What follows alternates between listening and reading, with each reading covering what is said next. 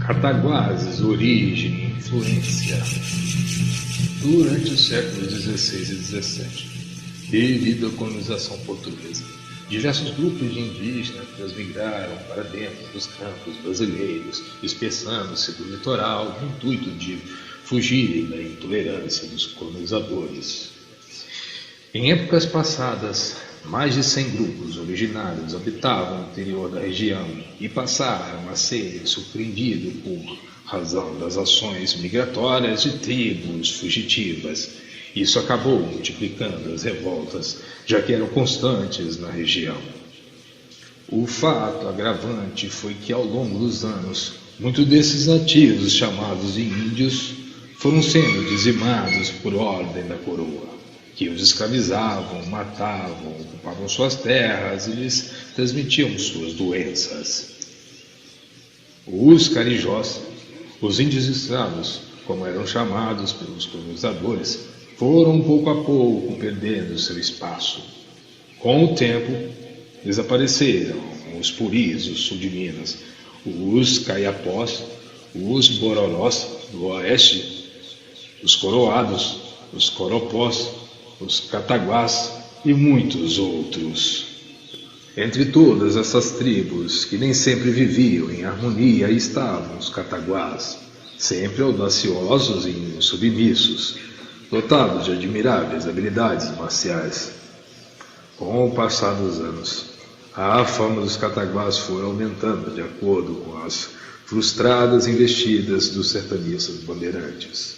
Naquele tempo, os cataguás representavam a descendência dos nômades tremembés. Após sua desagregação, 12 índios nômades foram habitar os soldos do Sudeste, mesorregião conhecida por Campos Gerais dos Cataguases. Por volta da data de 1670, expedições bandeirantes foram convocadas em busca de pedras preciosas, diamantes e ouro, assim como em outras localizações no Brasil. Para atenuar a revolta naquela região, a expedição fora chefiada por Fernão Dias Paz, um afortunado e conhecido caçador de esmeraldas. Sua missão teve por base converter ou eliminar as tribos que impedissem o decurso das atividades. No caminho permaneceram os irresistíveis cataguases, sendo necessário a convocação do veterano Lourenço Castanho Tapes, primeiro descobridor das minas de ouro, para que com seu apoio de mais de 600 capatazes trucidassem toda a tribo dos cataguases. A coroa, para abrandar o acontecimento, tratou de encaminhar diligências para acalmar a oposição e reconciliar os outros nativos. No século XVIII, a região passou a chamar-se Sertão do Leste, mesorregião pertencente à capitania de São Paulo e Minas de Ouro. Definição designada pelos paulistas durante o quartel das incursões bandeirantes, às margens do rio Pombo e pelas inexploradas selvas, apontadas como áreas perigosas por serem compostas por índios de várias orientações. Em 1750, a região aos poucos tornava-se habitada por conta do caminho das minas, local das antigas Sesmarias. Em 1757, após mais algumas expedições fracassadas, o capitão Francisco Pires Farrinho conseguiu se aproximar dos índios coroados e coropós que habitavam a região do rio Pomba, desenvolvendo um relacionamento cada vez menos violento entre brancos e índios.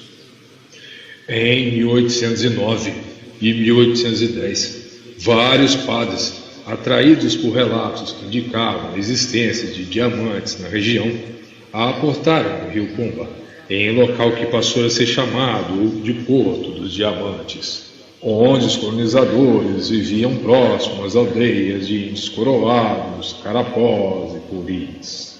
Em 1819, o governo, com o intuito de apaziguar as relações conflituosas entre a coroa e os nativos, passou a implementar medidas mais humanitárias, nomeando para comandar as divisões militares do Rio Doce o capitão francês Guido Tomás Marliere. Essa direção, em empreender um processo de civilização no qual os índios foram sendo catequizados e integrados aos costumes pertencentes à nova estrutura governamental. Em 1824, o comandante das divisões militares do Rio Doce, Coronel Guido Tomás Valieri, francês de nascimento, inspecionando as obras da estrada de Campos, chegou à aldeia recomendada à margem esquerda do rio Pomba. Em 1826, Marielle recebe a oferta de terras do sargento Henrique de Azevedo para a construção de uma igreja dedicada a Santa Rita de Cássia e a imediata fundação de um povoado, surgindo assim, em 1841, o Curato de Santa Rita do Meia Pataca, devido à extração de uma quantia irrisória de ouro nas cercanias do Córrego das Lavras. Em 1851, pela Lei Provincial nº 534, de 10 de outubro, foi elevado o curato à categoria de freguesia, na qual anexavam seus curatos de São Francisco de Assis, do Capivara e Nossa Senhora da Conceição do Laranjal. Em 1871, pela Lei nº 2180, a freguesia do Meia Pataca tornara-se município, porém ainda anexada a Laranjal e empossada. Um pouco mais tarde, em 7 de setembro de 1877, o município do Meia Pataca tornara-se independente, passando a ser chamado por Cataguases, em legítima homenagem aos antigos índios cataguás. Cataguases, então, foram fundados pela mescla feita entre aventureiros europeus, nativos indígenas e afrodescendentes. Cada um, a seu modo, contribuiu e conduziu a cidade, transformando aldeias e lares em uma das cidades mais modernistas do país. Depois da sua inauguração, serviu para o desenvolvimento pecuário, de fluência de minério bauxita, além de ponto para escoamento cafeeiro. O imigrante português, Coronel João Duarte Ferreira, celebrado dono da atual Praça Santa Catarina, fora importante comerciante, banqueiro e político cataguasense, responsável e cofundador da Estrada de Ferro Cataguases, tendo a sua inauguração na data de 14 de abril de 1895. Após a sua inauguração, devido a problemas financeiros, fora vendida e transferida aos cuidados da Leopoldina Railway, sediada em Londres, na Inglaterra, passando a ser denominada Ramal, funcionando em meados de 1965. O prédio encontra-se localizado no centro da cidade, que hoje abriga um centro cultural. Em 1905, marca o início da industrialização da cidade, mudança de paradigma, promovendo o avanço do seu desenvolvimento de acordo com as tendências da época. Manuel Inácio Peixoto foi um dos pioneiros mais consagrados da cidade. O sobrenome Peixoto, ou Peixota, sua forma mais arcaica, foi originado em Portugal e representava literalmente como uma forma diminutiva de peixe. Alguns consideravam a família descendente dos porto-carreiros e outros do Marechal Floriano Peixoto e a sua República da Espada.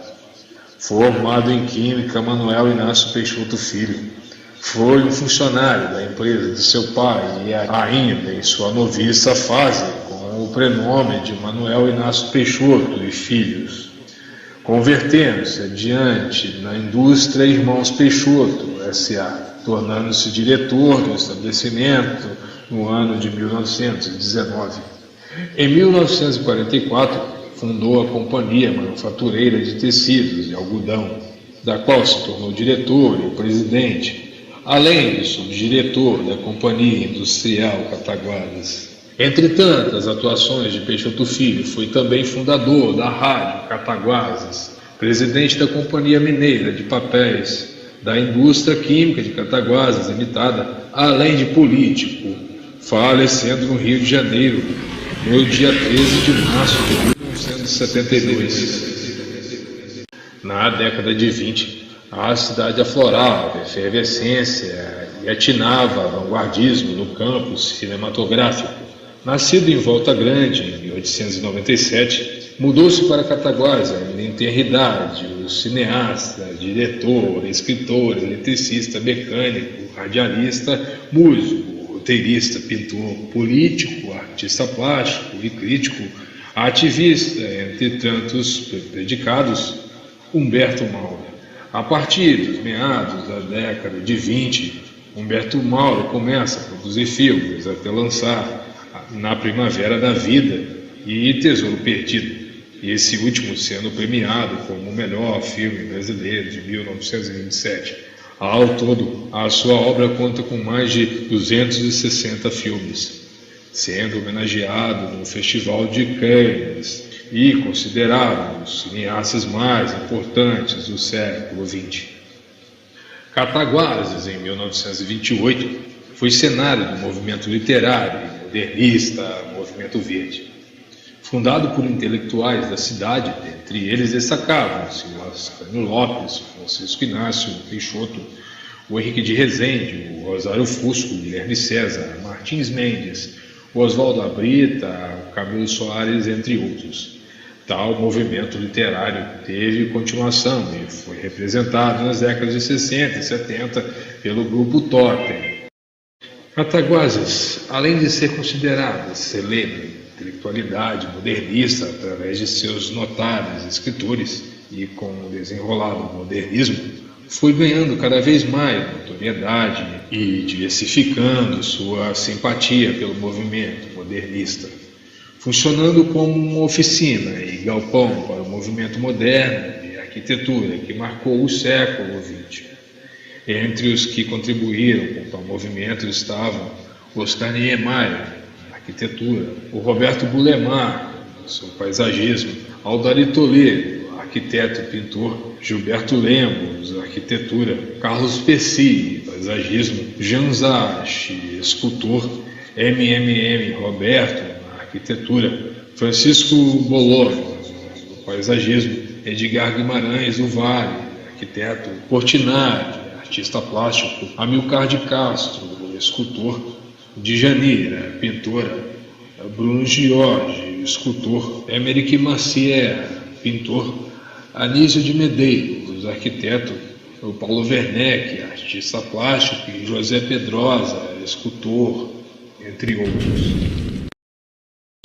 Com o desenrolar do tempo, tivemos na cidade, em 1949, o nascimento de uma estrela mineira, vencedora do Festival Internacional da Canção de 1972. Fio Maravilha e Kid Cavaquinho fizeram parte do seu ínclito repertório. Dona de uma voz grave e presença contagiante, Maria Alcina, operária vencedora, fez-se personagem de si mesma numa rutilante fantasia lúdica, transformando sua realidade, ultrapassando minas e distúrbios do caminho.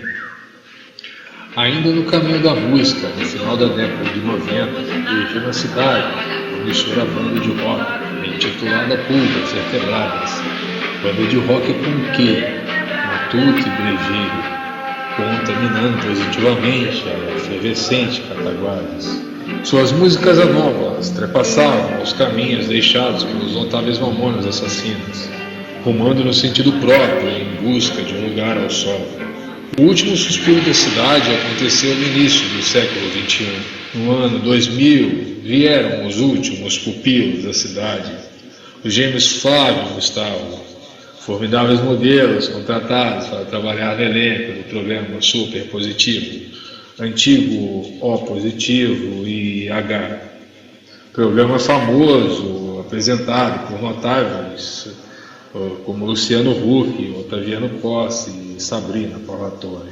Após esse último respiro, a cidade começou a declinar, definhando culturalmente, até secar toda a sua vertente cultural.